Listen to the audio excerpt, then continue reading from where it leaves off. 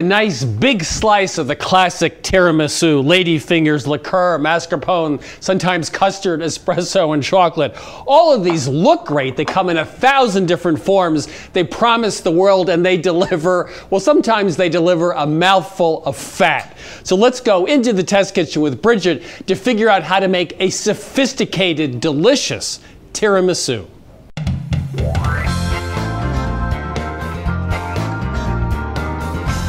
The history of tiramisu is a hotly debated topic. Did you know that? Lay it on me, Chris. Okay, so tiramisu, some people think was invented in a house of ill repute as a pick-me-up. That's not true. Some people think it was invented in the 17th century as leftover custard, some leftover sponge cake. Again, that's not true. It actually didn't show up in cookbooks till about 1980. It was a chef recipe. It had zabaione, egg yolk, sugar, marsala wine, over double boiler whisked, had pastry cream. It was not an easy recipe at all. It's a complicated recipe. Right. So Bridget is here to make it less complicated. So what are we going to do? A big problem is that it's too mushy, or it's actually too dense, or it's too boozy. Those are the three big problems with tiramisu. We're going to solve all of them, and we're going to make it easy for the home cook as well. And I have 2½ cups of very strong brewed, just plain old coffee, and this is at room temperature. And this is 1½ tablespoons of instant espresso granules. Now to this mixture, we're going to add our alcohol. Now typically it's marsala wine, but we wanted something that actually heightened the flavor of the coffee. And this is 5 tablespoons dark rum. And dark rum has kind of a caramel flavor to it that's really going to enhance the coffee. All right, so now that we're done with this coffee mixture for now, we get to move on to the part where we're substituting for that zabaione. We don't want to spend all day over a double boiler whisking egg yolks and marsala wine and sugar until it's frothy. It's delicious, but it's a little fussy for our taste. So we found that a lot of tiramisus actually use a raw egg mixture. It was very rich and very good and very, very easy. This is a no-bake dessert. And we found that 6 egg yolks was the perfect ratio. It gave us just the right richness for our tiramisu. So if you could put the machine on low, we're just looking to combine these egg yolks. All right, that should just about do it. Now we're going to add sugar. Now this is 2/3 cup granulated sugar. And to that, we're going to add salt. And this 1/4 teaspoon is going to really heighten all those flavors. So if you can beat that now, we're looking to froth this mixture up. So beat it on medium-high for about a minute until it's pale yellow and very thick. All right, let's see that. Nice and pale and frothy. Now this is 4 tablespoons, more of that dark rum. So you just need to beat this on medium speed until it's combined. That's going to take about 30 seconds. All right, that should just about do it. Now we get to add our mascarpone. Now mascarpone is actually cream. It's not a cheese. It's actually a thickened cream. And this is 1½ pounds, which we found was the right amount for our 9x13 pan, which we're using. And it's also cold. You don't want to let mascarpone come up to room temperature or it can break. So if you could put this in the standing mixer, we're going to mix this in very quickly. And that's only going to take about 30 seconds. We're looking for any lumps to disappear. How's that looking? Looks Pretty good? Yep. All right, we're just going to turn this into our bowl here. It smells so good. We found recipes that use this mixture just as is, but we found it a little dense. So what we're going to use instead is whipped cream. It's going to add a lot of richness, and the cream is actually going to heighten the flavor of the mascarpone. And this is 3/4 cup of cold, heavy cream. So you just want to beat this on medium speed until it's kind of frothy. All right, that looks pretty good. Let me just use this beater here. I usually like to take it a few turns with that whisk by hand and ready to fold into our mascarpone mixture. So I'm going to take about 1/3 of this whipped cream and fold that in to lighten it. Because remember that mascarpone is very, very thick at this point. So in goes the remaining whipped cream. I'm just going to gently fold this mixture in, starting right in the middle, kind of cutting right through the cream and scooping underneath. We want to fold this until no streaks of that whipped cream remain. All right, so that's it. We've got our mascarpone mixture here and our soaking mixture. It's time to start assembling this tiramisu.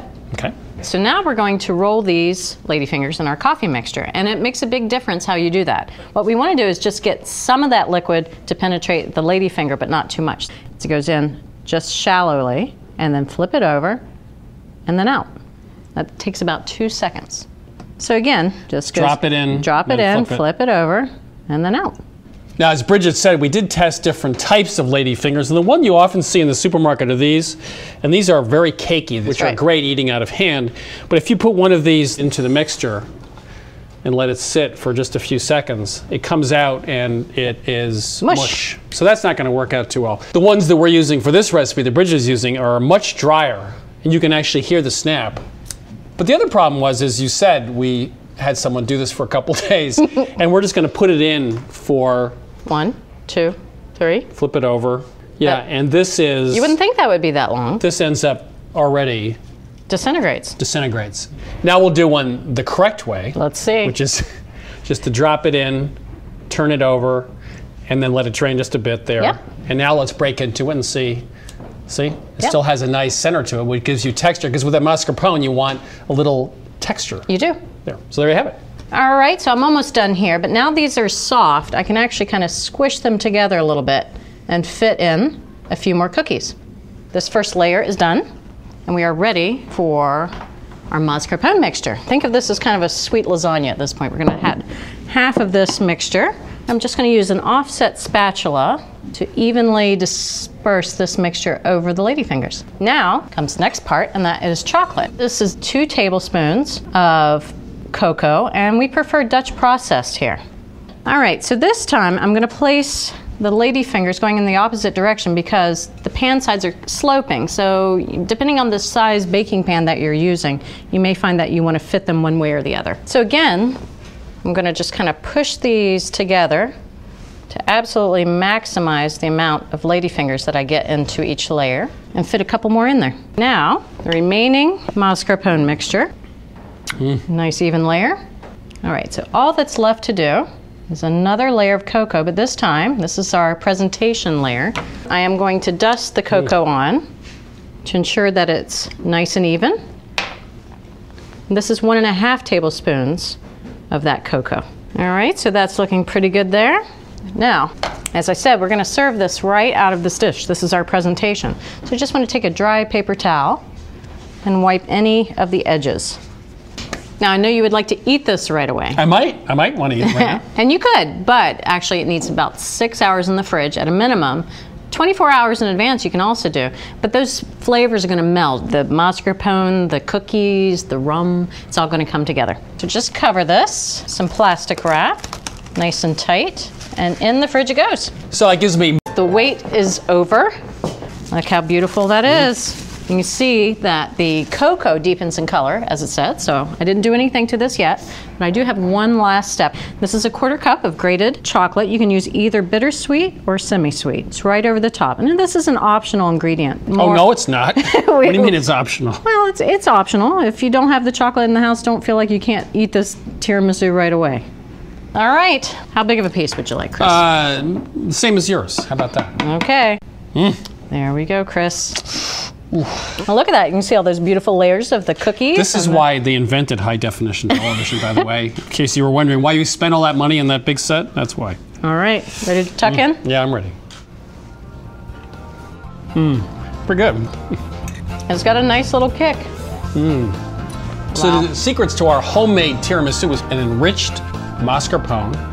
We use some eggs, sugar, a little bit of rum, and then we use the right kind of ladyfingers, they're the harder dried ones, and just a second on each side so they didn't become overly gloppy inside. And there you have it, a very simple recipe for tiramisu from America's Test Kitchen to your kitchen, a fabulous and actually very simple tiramisu, and it's delicious.